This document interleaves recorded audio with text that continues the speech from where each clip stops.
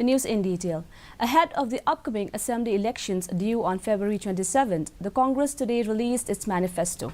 The document outlines the party's vision and promises for the state in various sectors, including agriculture, education, health, infrastructure and education of girls, among others.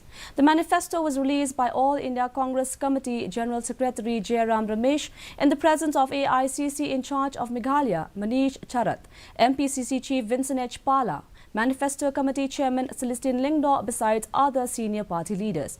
Talking to reporters after releasing of the manifesto, Ramesh said that the manifesto was finalized after considering the problems faced by the people of the hill state.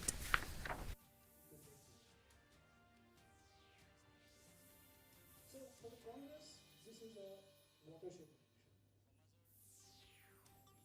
And I will give you only two indicators of this manifesto has 14 big promises to be fulfilled over the next 5 years.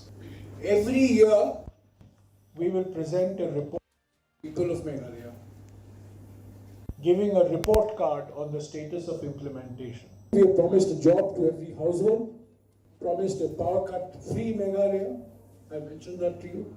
Corruption-free Meghalaya, most important. We will have a law against corruption. We will implement this law. We will have an ombudsman. We will have a strong anti-corruption machinery.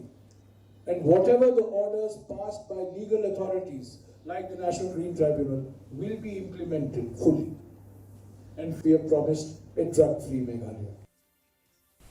Chief Electoral Officer